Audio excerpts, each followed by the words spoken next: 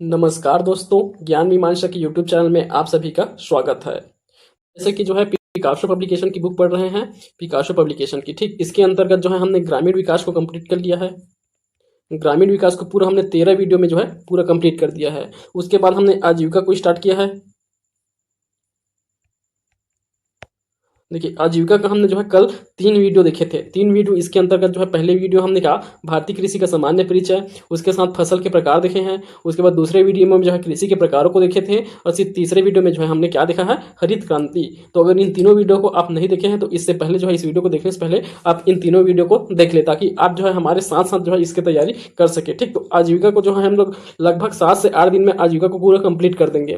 तो आज जो है ये फर्स्ट चैप्टर है, पहला चैप्टर को जो है आज पूरा कंप्लीट कर देंगे हम, जिसमें जो है 2 वीडियो और डलेगा इसके बाद। तो चलिए इसके बाद देखिए इसमें जो है श्वेत क्रांति, तो इसमें इस वीडियो में हम क्या पढ़ने वाले हैं, श्वेत क्रांति को मुख्य रूप से पढ़ेंगे, श्वेत क्रांति। इसके बाद इसी वीडियो में हम नीली क्रांति को भी देखेंगे, नीली क्रांति, और भी जो कृषि संबंधित अन्य क्रांति है, अन्य जो क्रांतियां हैं उन सभी क्रांतियों को भी देखेंगे। ठीक, तो इस वीडियो में जो है सभी कृषि संबंधित जो क्रांति है वे सभी कंप्लीट हो जाएगा इस वीडियो के अंतर्गत। तो चलिए हम सबसे पहले देखते हैं श्वेत क्रांति को, इसे व्हाइट रेवोल्यूशन कहा जाता है। तो देखिए अगर यहाँ आप इसके संबंध में सामान्य परिचय देखना चाहते हैं श्वेत क्रांति के संबंध में, तो आप यहाँ जो टेबल बना हुआ है उसे आप सबसे पहले पढ़ लीजिए। तो देखिए इस टेबल में क्या क्या दिया गया है। तो सबसे पहले इसके प्रारंभ, तो श्वेत क्रांति प्रारंभ कब किया गया था, 1970। तो 1970 में सबसे पहले जो है श्वेत क्रांति लाया गया। इसके नेतृत्वकर्ता के रूप में डॉक्टर वर्गीस कुरियन को जाना जाता है। तो डॉक्टर वर्गीस कुरियन को श्वेत क्रांति के नेतृत्वकर्ता के रूप में जाने जाते हैं। इसका उद्देश्य था दूध उत्पादन और वृद्धि करके क्रांति लाना। तो दूध उत्पादन में वृद्धि, यही जो है क्या श्वेत क्रांति के नाम से जाना जाता है। तो दूध उत्पादन में वृद्धि ही है। और उसके बाद देखिए इसके साथ जो है एक अमूल नामक संस्था का जो है इसके गठन किया जाता है, अमूल नामक कंपनी। तो देखिए अमूल का पूरा नाम क्या है, आनंद मिल्क यूनियन लिमिटेड। आनंद मिल्क यूनियन लिमिटेड जो है अमूल का फुल फॉर्म है।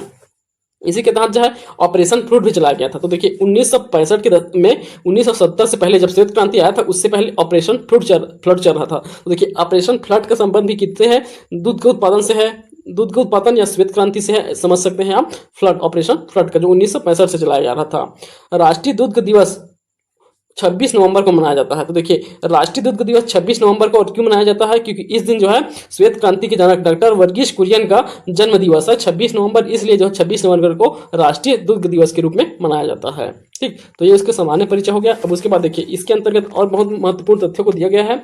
अब देखिए दूध के उत्पादन में आशातीत वृद्धि की संकल्पना को ही श्वेत क्रांति कहते हैं। तो देखिए दूध के उत्पादन में जो है अचानक जो वृद्धि हो गया, आशा से अति वृद्धि हो गया, उसी संकल्पना को कहा गया है श्वेत क्रांति। तो क्रांति का अर्थ हम इससे पहले की वीडियो में भी समझे हैं, जो अचानक कुछ बदलाव आ जाता है, जो अचानक कुछ समय में ही बदलाव दिखाई देता है, उसे ही क्या कहा जाता है, क्रांति कहा जाता है।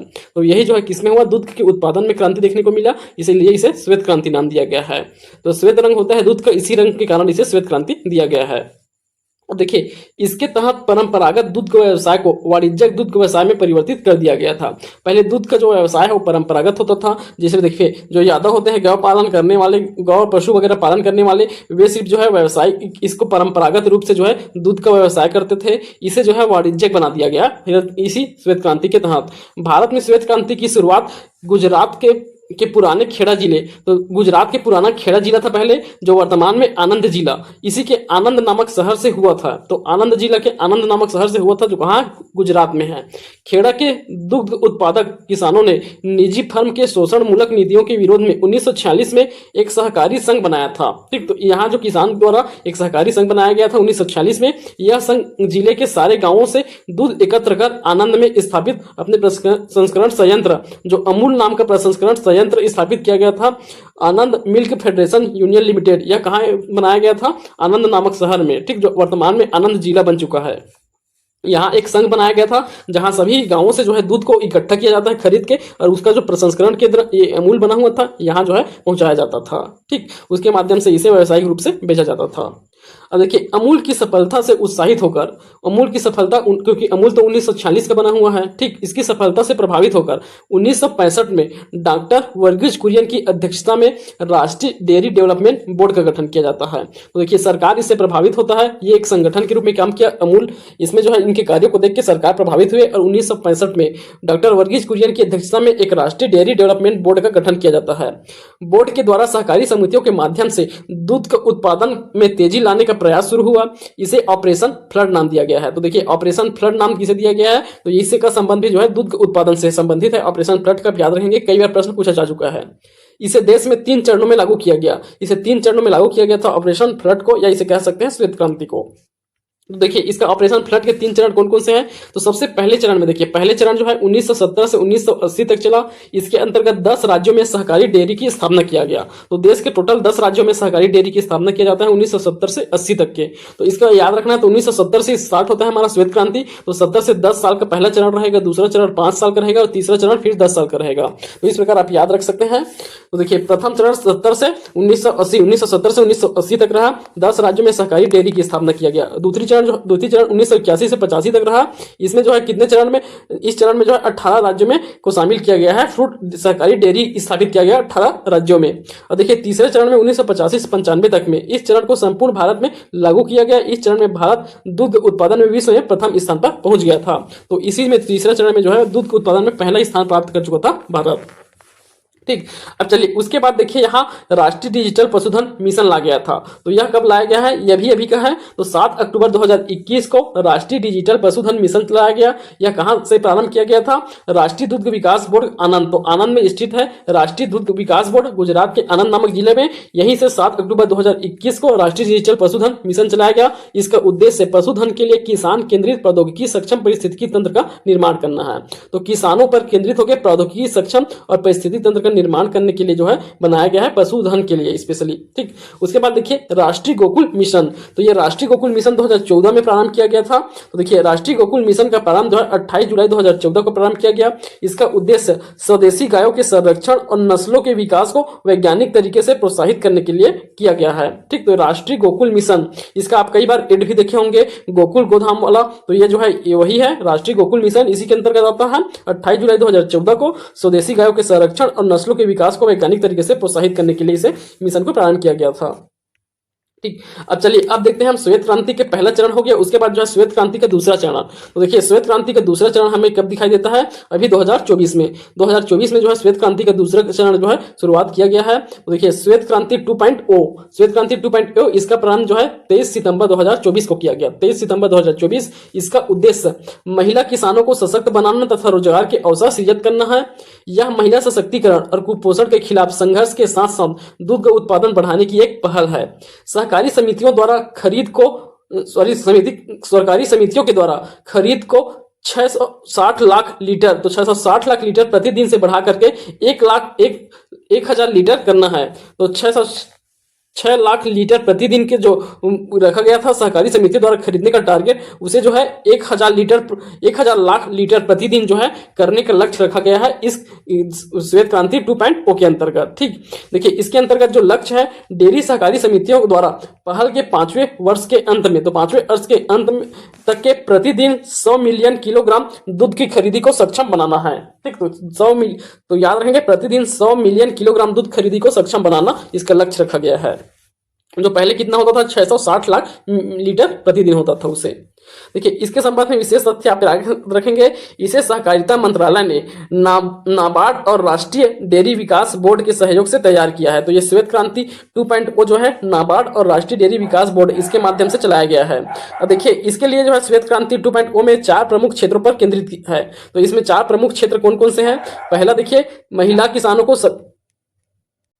तो देखिए पहला क्षेत्र में महिला किसानों को सशक्त बनाना, दूसरा में है स्थानीय दूध उत्पादन को बढ़ाना, तीसरा है डेयरी बुनियादी ढांचे को मजबूत करना, चौथा है डेयरी निर्यात को बढ़ावा देना। तो ये 4 जो है प्रमुख क्षेत्रों पर केंद्रित किया गया है श्वेत क्रांति का दूसरा को। तो 2.0 जो है श्वेत क्रांति का इन 4 क्षेत्रों पर केंद्रित रहेगा। महिला किसानों को सशक्त, स्थानीय दूध उत्पादन को बढ़ाना, डेयरी बुनियादी ढांचे को मजबूत करना और डेयरी निर्यात को बढ़ावा देना। ठीक, अब चलिए इसके तहत जो है श्वेत क्रांति 2.0 के तहत दूध उत्पादन हेतु पहल, तो इसके लिए दूध उत्पादन हेतु क्या क्या पहल अपनाए गए हैं, क्या क्या पहल जो है अपनाए गए हैं, इसके अंतर्गत देख लेते हैं। तो सबसे पहला क्या है, आनुवांशिक सुधार। तो आनुवांशिक सुधार जो भैंस हो गया, गाय हो गया, उनके जो है आनुवांशिक रूप से उनके डीएनए में जो है परिवर्तन करके एक नया जो है प्रजाति की उसमें उत्पन्न किया गया है। तो देखिए सबसे पहला आनुवांशिक सुधार, तो उसमें से जो है सेक्स सॉर्टेड, इसमें विधि के प्रयोग से उच्च दूध उत्पादन वाली मादा बछड़ियों जैसे कि कांकरेज और गिर, तो ये सबसे ज्यादा क्या है, मादा बछड़ियां हैं जो बहुत ज्यादा दूध देते हैं, कांकरेज और गिर, इनका जन्म की संभावना 90% तक बढ़ सकती है, जिससे भविष्य में दूध का उत्पादन गायों की संख्या में वृद्धि हो सके। तो दूध का उत्पादन गायों की संख्या में वृद्धि कराने के लिए भी जो है आनुवंशिक सुधार किए गए हैं। ठीक, तो ये किसके लिए है, मादा बछड़ियां उत्पन्न किए जाएंगे, इनका नाम क्या रखा गया है, कांकरेज और गिर नामक। ठीक, तो ये इसके आनुवंशिक सुधार के अंतर्गत आया है। दूसरा देखिए, भ्रूण स्थानांतरण प्रौद्योगिकी। भ्रूण स्थानांतरण को कहा जाता है, ईटी कहा जाता है। तो इसके अंतर्गत देखिए, ईटी प्रौद्योगिकी उच्च आनुवंशिक गुणवत्ता वाली गायों की उत्पादकता को और बढ़ा सकती है, क्योंकि इससे कई भ्रूणों का उत्पादन किया जा सकता है और उन्हें विभिन्न सरोगेट गायों में प्रत्यारोपित किया जा सकता है। तो भ्रूण स्थानांतरण भी महत्वपूर्ण है इसमें। तो जैसे ठीक, अब चलिए तीसरा क्या है, इन विट्रो फर्टिलाइजेशन तकनीक। तो इन विट्रो फर्टिलाइजेशन तकनीक आईवीएफ तकनीक में, इसे आईवीएफ कहा जाता है, इन विट्रो फर्टिलाइजेशन तकनीक। इसमें जो है अपरिपक्व अंडों को निकालकर प्रयोगशाला में निषेचित किया जाता है और फिर सरोगेट गायों में प्रत्यारोपित किया जाता है। तो अपरिपक्व अंडे होते हैं, उन्हें निकाल लिया जाता है और प्रयोगशाला में उसे निषेचित करके जो है सरोगेट गायों में प्रत्यारोपित किया जाता है इसे। ठीक, उसके बाद चौथा क्या है, कम लागत पर पोषण और आहार। आनुवांशिक सुधार के साथ साथ पशु पोषण में हस्तक्षेप आहार लागत को कम करने के लिए आवश्यक होता है। तो यह भी महत्वपूर्ण है। आहार की गुणवत्ता में सुधार भी किया जाएगा। फलियां और अनाज जैसे आसानी से पचने वाली चारे उपलब्ध कराने से किण्वन का समय कम हो जाता है, जिससे मीथेन का उत्पादन कम होता है। तो आहार की गुणवत्ता में भी सुधार किया जाएगा। तो देखिए, श्वेत क्रांति 2.0 के अंतर्गत ये 4 महत्वपूर्ण जो है पहल प्रारंभ किए गए हैं। पहला तो आनुवंशिक सुधार किया जाएगा, और दूसरा है भ्रूण स्थानांतरण प्रौद्योगिकी, तीसरा इन विट्रो फर्टिलाइजेशन, चौथा कम लागत पर पोषण और आहार, और पांचवा है आहार की गुणवत्ता में सुधार। तो इन 5 महत्वपूर्ण क्षेत्रों पर जो है केंद्रीकृत करके जो है इस पहल को प्रारंभ किया गया है, 5 पहल को श्वेत क्रांति 2.0 के अंतर्गत। चलिए अब जो है हम यहाँ से कुछ डाटा देखेंगे। तो ये डाटा आपको देखना है। ये डाटा देखिए, ये डाटा 2023-24 के इकोनॉमिक सर्वे के अनुसार है। तो 23-24 के इकोनॉमिक सर्वे के अनुसार है, लेकिन देखिए ये जो राज्य की है, राज्य की जो है बहुत ही कम कंडीशन में चेंज होता है इसका डाटा जो है। तो इसका डाटा हो सकता है अभी यही हो, उत्तर प्रदेश पहला, दूसरा राजस्थान, तीसरा मध्य प्रदेश, चौथा गुजरात और महाराष्ट्र। परंतु ये डाटा जो है हर साल चेंज होते हैं। तो 2023-24 का है, परंतु अभी 2024-25 का भी जो है इकोनॉमिक सर्वे आ चुका है। परंतु देखिए इस बार 2024-25 का जो इकोनॉमिक सर्वे आया है, उसका जो है जो फॉर्मेट है पिछले वर्षों की तुलना में जो है इस वर्ष जो है चेंज कर दिया गया है। तो फॉर्मेट चेंज है, तो उसे जो है हम पूरा अच्छे से एडिट करने के बाद जो है आपको इसका नया डाटा उपलब्ध कराएंगे। देखिए इसका अपडेट बाद में कराया जाएगा। आपको ऐसा नहीं समझना है कि अपडेट नहीं है डाटा करके, तो बाद में इसका भी हम नोट करके रखेंगे।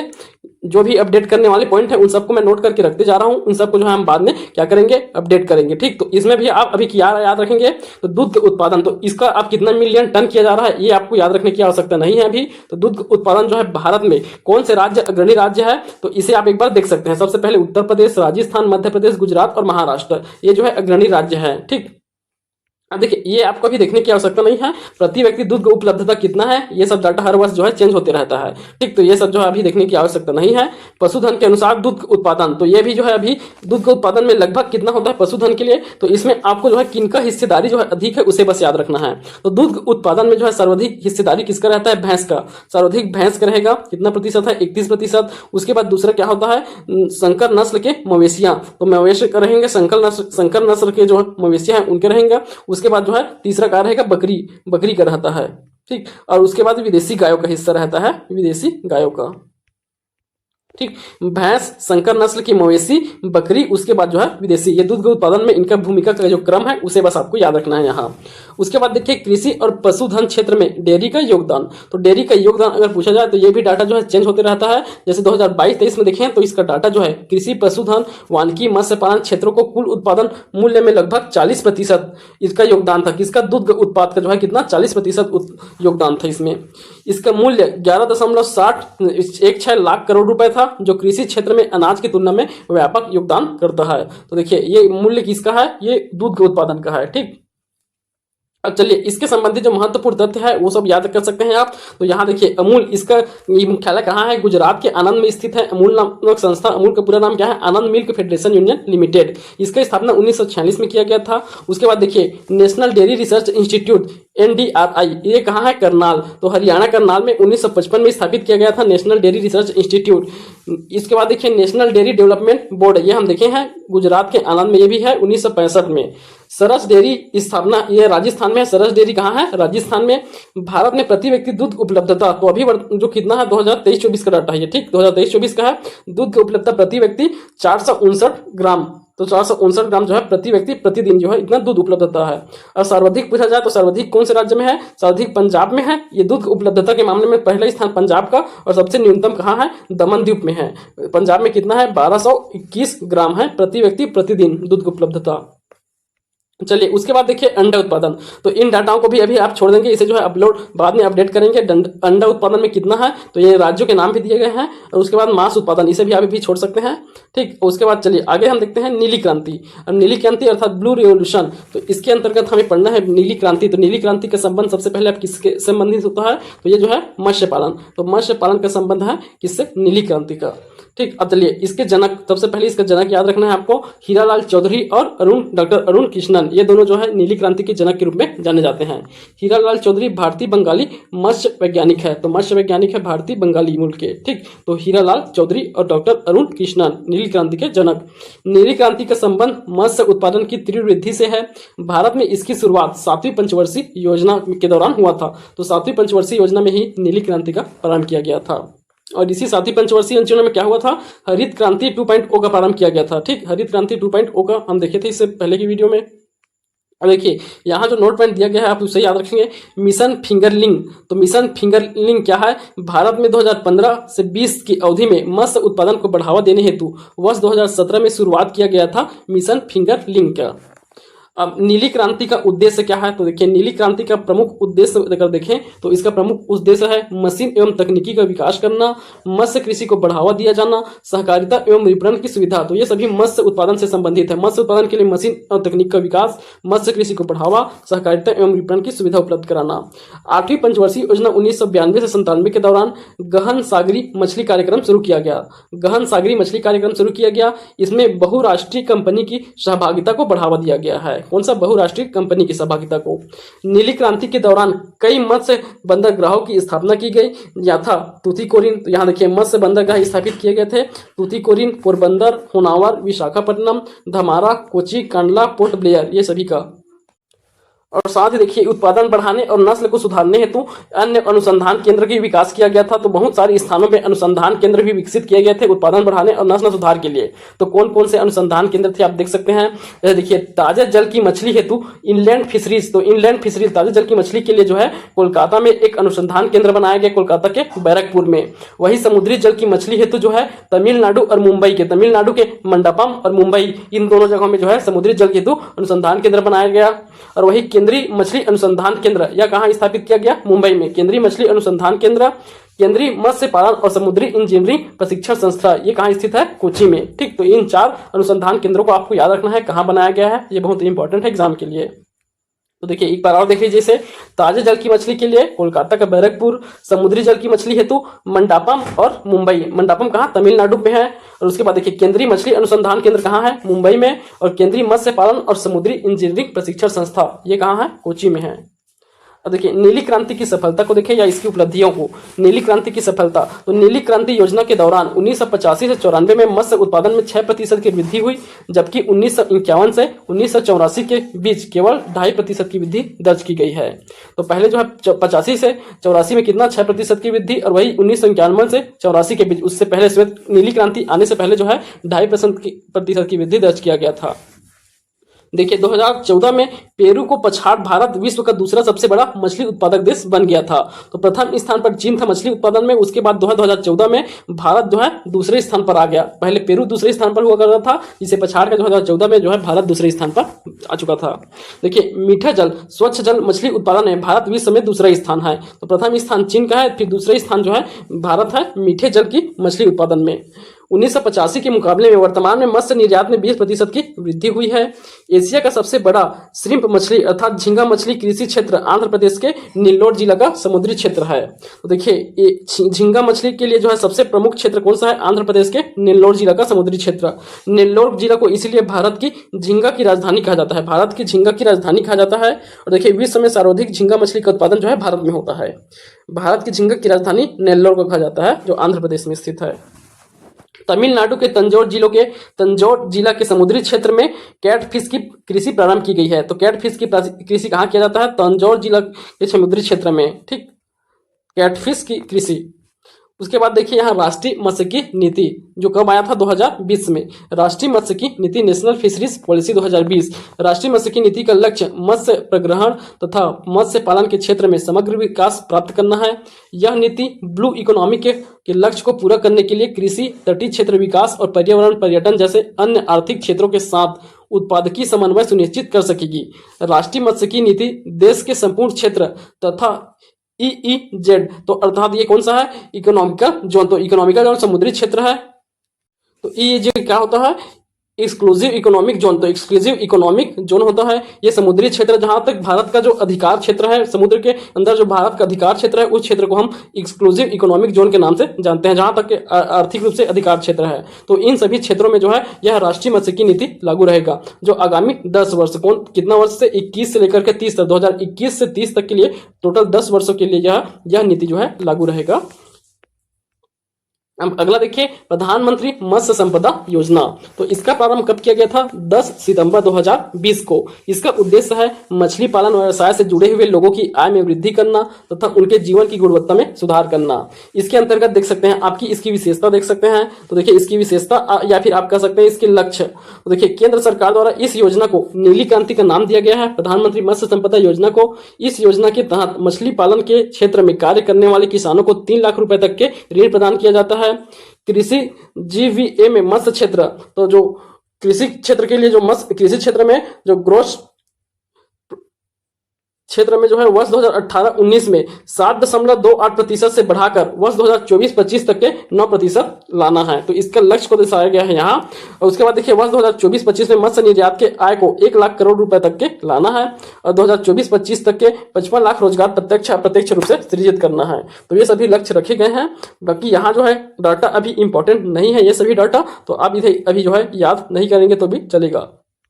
चलिए अब यहाँ देखिए महत्वपूर्ण तथ्य। विश्व में झींगा मछली का सर्वाधिक उत्पादक व निर्यातक राष्ट्र कौन सा है? भारत। तो झींगा मछली का सर्वाधिक उत्पादक और निर्यातक राष्ट्र भारत है। समुद्री मत्स्य पालन संसाधन की दृष्टि से महाद्वीपीय शिल्प गुजरात में तथा लैंडिंग सेक्टर तमिलनाडु में सर्वाधिक है। नेशनल फिशरिंग डेवलपमेंट बोर्ड की स्थापना 10 जुलाई 2006 को हैदराबाद में हुआ था। तो यह बहुत इंपॉर्टेंट है। नेशनल फिशरी डेवलपमेंट बोर्ड, इसकी स्थापना 10 जुलाई 2006 को हैदराबाद में किया गया था। तो ये नीली क्रांति से संबंधित हो गया। और उसके बाद देखिए यहाँ जो है और अन्य क्रांतियों के संबंध में दिया गया है, और क्रांति कौन सा है उसका संबंध क्षेत्र कौन सा है उसे दिया गया है। तो इससे पहले एक बार पढ़ लेते हैं। देखिए भारत में कृषि क्रांति के उपनाम अर्थात यहाँ क्रांति दिया गया है, इसमें संबंधित क्षेत्र दिया गया है। देखिए पीली क्रांति का संबंध किससे है? दलहन उत्पादन से है। गुलाबी क्रांति का संबंध झींगा या प्याज उत्पादन से है। भूरी क्रांति का संबंध जो है उर्वरक या खाद्य उत्पादन से है। लाल क्रांति का संबंध मांस और टमाटर उत्पादन से है। रजत क्रांति का संबंध अंडा और कुक्कुट उत्पादन से है। गोल्ड क्रांति का संबंध आलू उत्पादन से।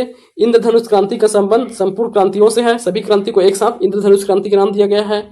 बादामी क्रांति का संबंध जो है मसाला उत्पादन से है। धूसर क्रांति ग्रेट रेवोल्यूशन, इसका संबंध जो है रासायनिक उर्वरक से है। स्वर्ण रेखा क्रांति, इसका संबंध जूट से है। हरित सोना क्रांति बांस उत्पादन से संबंधित है। हरित सोना, हरा सोना कहा जाता है बांस को, तो इसका संबंध किससे है? बांस उत्पादन। और वही स्वर्ण रेखा क्रांति का संबंध किससे है? जूट से। देखिए सेफ्रॉन क्रांति का संबंध केसर उत्पादन से है। सेफ्रॉन का स्वर्ण रेशा क्रांति या जूट और पटसन उत्पादन से संबंधित है स्वर्ण रेखा। और रजत रेशा क्रांति यह जो है कपास उत्पादन से संबंधित है रजत रेशा। और देखिए सुनहरी क्रांति, ये गोल्डन रिवोल्यूशन, इसका संबंध बागवानी, शहद, फल उत्पादन, तो ये तीनों से संबंधित है। बागवानी, फसल, शहद और फल उत्पादन से सुनहरी क्रांति का संबंध। अब यहाँ देखिए एक हम यहाँ पढ़े हैं उर्वरक का संबंध किससे? भूरी क्रांति। परंतु देखिए एक बार व्यापम में जो है एग्जाम हुआ था मंडी भर्ती का, उसमें 2024 के एग्जाम में उर्वरक उत्पादन का जो संबंध किससे लिया गया था? स्लेटी क्रांति के अंतर्गत रखा गया था किसे? उर्वरक उत्पादन को। ठीक, तो ऑप्शन देख के आप आंसर लेंगे। चलिए तो ये हो गया महत्वपूर्ण क्रांति। उसके बाद देखिए विभिन्न प्रकार की खेतियों के नाम। तो यहाँ खेतियों के नाम हम इसके पहले भी जो है पहले जो वीडियो बनाए हुए हैं, दूसरा चैप्टर जहाँ कृषि के प्रकार के देखे हैं उसके अंतर्गत जो है हम इसे देखे थे विभिन्न प्रकार की खेतियों को। तो इसमें जो है बहुत सारे खेतियों को देख चुके हैं और कुछ जो नए हैं उन्हें भी देख लेते हैं। देखिए हाइड्रोपोनिक्स का संबंध किससे है? जल में पौधे उगाना। तो जल, हाइड्रो का संबंध जल से होता है, पोनिक्स का संबंध पौधे के उगाने से है। तो देखिए वैसी दूसरा है एरोपोनिक्स, इसे हम देखे थे पहले भी। तो एरोपोनिक्स, तो एरो का अर्थ होता है हवा, तो हवा में पौधे उगाने की जो प्रक्रिया क्या कहलाएगा, एरोपोनिक्स। एपीकल्चर मधुमक्खी पालन से संबंध है एपीकल्चर का। हॉर्टिकल्चर आप जान रहे हैं बागवानी। फ्लोरिकल्चर ये भी देखे हैं फूलों का उत्पादन से है। ऑलरिकल्चर का संबंध सब्जियों के उत्पादन से है। पोमीकल्चर ये इंपॉर्टेंट है, पोमीकल्चर का संबंध फलों के उत्पादन से है, पोमीकल्चर। विटिकल्चर पहले भी देखें अंगूर की खेती से। वर्मीकल्चर का संबंध केचुआ, वर्मीकल्चर केचुआ पालन से संबंधित है। पीसीकल्चर मत्स्य पालन। सेरीकल्चर का संबंध रेशम कीट पालन से है। और मोरिकल्चर का संबंध रेशम कीट हेतु शहतूत उगाने से है। शहतूत उगाया जाता है रेशम कीट के पालन हेतु, ठीक। तो इसका संबंध मोरिकल्चर का संबंध इससे है, शहतूत उगाने से। तो ये अन्य प्रकार के जो है कृषि हो गए। अब यहाँ देखिए अन्य तथ्यों को देख लीजिए और क्या क्या तथ्य हैं। सबसे पहले दिया गया है कृषि राज्य सूची का विषय है। राज्य सूची का विषय है कृषि। भूदान आंदोलन की शुरुआत 1951 में पवनार के संत विनोबा भावे द्वारा कहा, तेलंगाना के पोचमपल्ली से शुरू किया गया था। तो ये कौन सा है, भूदान आंदोलन। इसकी शुरुआत 1951 में आप सभी जानते हैं संत विनोबा भावे के द्वारा जो है तेलंगाना के पोचमपल्ली से किया गया था। भारतीय हरित क्रांति में सर्वाधिक लाभ गेहूं फिर चावल की फसल को प्राप्त हुआ था। सर्वाधिक गेहूं को, फिर दूसरा चावल था। उसके बाद मक्का, ज्वार, बाजरा, ऐसे क्रम से हम याद किए थे। भारत यूरिया उर्वरक के उत्पादन में पूर्ण रूप से आत्मनिर्भर है, जबकि वह पोटेशियम खाद का पूर्ण रूप से आयात करता है। देखिए इसमें किसका, यूरिया का पूर्ण रूप से जो है आत्मनिर्भर है, अर्थात जितना यूरिया इस्तेमाल किया जाता है यही उत्पादन हो जाता है। और वही पोटेशियम को जो है पूर्णतः रूप से जो है आयात किया जाता है दूसरे देशों से। यहाँ देखिए ये अनुपात दिया गया है। तो ये जो है नाइट्रोजन, पोटास और नाइट्रोजन, फास्फोरस और पोटेशियम।